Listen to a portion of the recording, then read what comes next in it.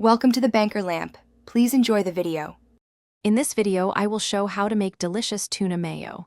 First, gather your ingredients: 1 5-ounce can of tuna, about 1/4 cup of mayonnaise, and some finely diced celery and red onion.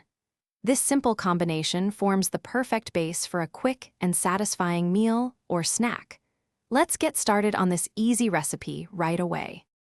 Now, let's mix everything together. Ensure your tuna is very well drained. This is crucial for the best texture. In a bowl, combine the flaked tuna, mayonnaise, and your diced vegetables.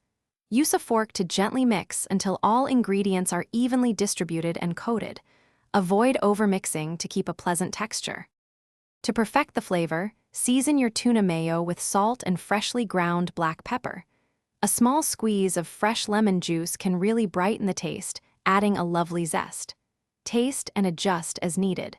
This versatile dish is wonderful on crackers, as a sandwich filling, or even in a crisp lettuce wrap.